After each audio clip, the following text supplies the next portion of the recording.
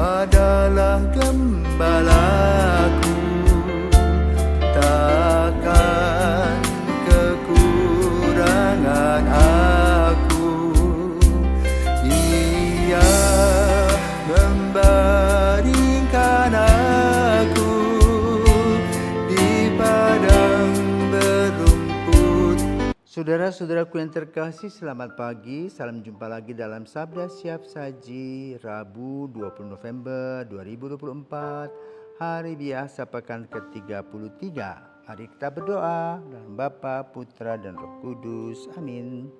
Allah Bapa yang Maha Kuasa dan Kekal, Engkau telah menciptakan segala sesuatu demi kebahagiaan manusia dan demi kemuliaan nama-Mu. Bimbinglah kami untuk memelihara dan mengembangkan segala sesuatu yang Kau percayakan kepada kami.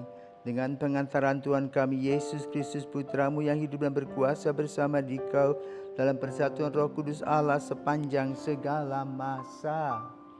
Tuhan bersamamu dan bersama rohmu. Inilah Injil Yesus Kristus menurut Lukas. Dimuliakanlah Tuhan. Pada waktu Yesus sudah dekat ke Yerusalem, orang menyangka bahwa kerajaan Allah akan segera tampak. Maka Yesus berkata, ada seorang bangsawan berangkat ke negeri yang jauh untuk dinobatkan menjadi raja. Setelah itu baru ia akan kembali. Maka ia memanggil 10 orang hambanya dan memberi mereka 10 mina. Katanya, pakailah ini untuk berdagang sampai aku kembali. Akan tetapi orang-orang sebangsanya membenci dia, lalu mengirimkan utusan menyusul dia untuk mengatakan, kami tidak mau orang ini menjadi raja atas kami. Dan terjadilah ketika ia kembali setelah dinobatkan menjadi raja, ia menyuruh memanggil hamba-hambanya yang telah diberinya uang itu untuk mengetahui berapa hasil dagang mereka masing-masing.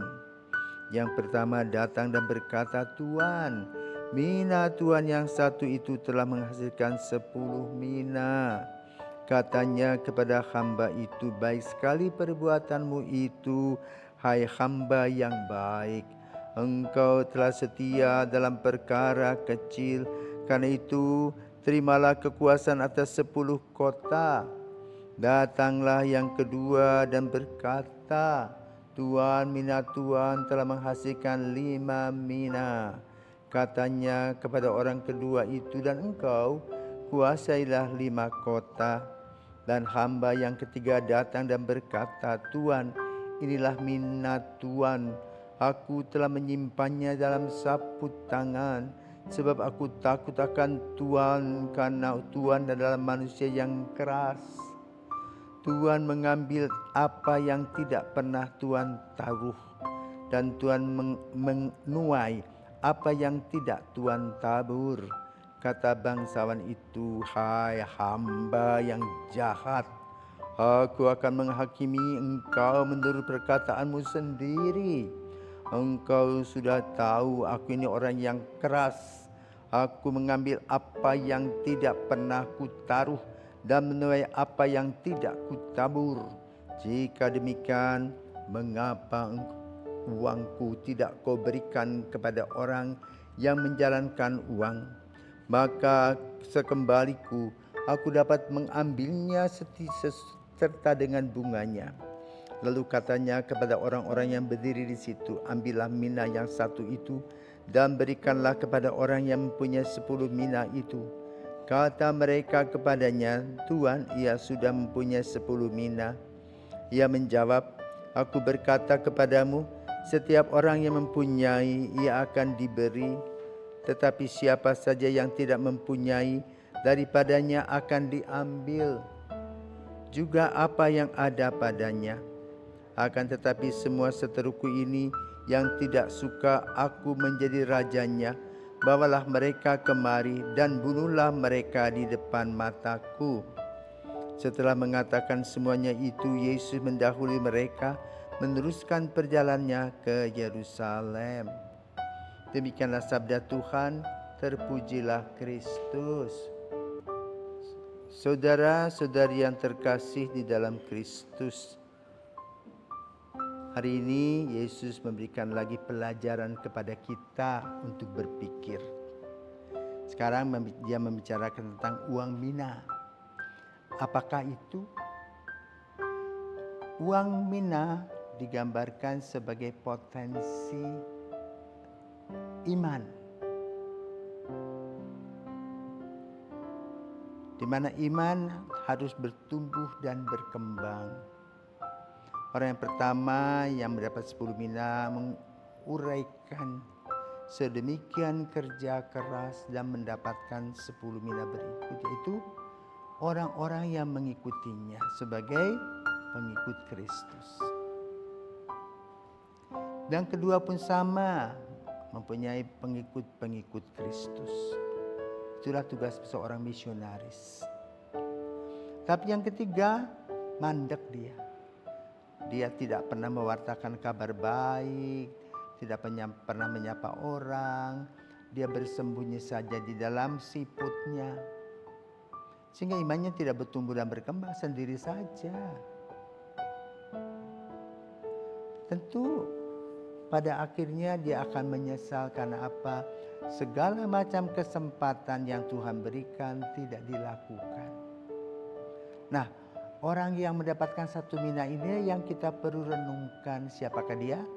Kita yang cuek bebek, masa bodoh, ego, serakah, tidak pernah repot dengan orang lain. Sehingga gereja kita kosong. Kenapa? Tidak ada pewartaan, tidak ada tegur sapa. Maka kehadirannya adalah kesia-siaan. Kan itu tugas para misionaris untuk merefleksikan diri hari ini. Para misionaris juga keluarga-keluarga. Cukup banyak keluarga-keluarga yang tidak mendidik anak-anaknya untuk pergi ke gereja lagi, tidak dibaptis, mereka pilih saja sembarang. Maka tidak mengherankan bila ada hal-hal yang mengerikan. Seperti baru-baru ini agak ramai itu dibicarakan seorang ibu dibunuh oleh seorang yang disebut prodiakon. Seorang yang lektor dibunuh karena masalah kecil. Nah, saudaraku terkasih, kemandekan dalam hidup kita menjadi bagian dari hidup kita. Ini yang perlu direfleksi dan diperbaharui. Cuek bebek, masa bodoh, ingat diri. Lalu alasan takut akan Allah padahalnya dia tidak takut. Dia hidup semena-mena. Maka hidupnya kering kerontang. Ini merupakan keprihatinan kita dalam gereja dalam menghadapi milenia baru ini. Iman hanya dipikirkan tapi tidak dilakukan. Berbeda dengan 5 orang yang pegang 5 mina, 10 mina, itu orang-orang yang terdahulu dari kita, yang lebih dahulu dari kita, yang berjuang dengan luar biasa.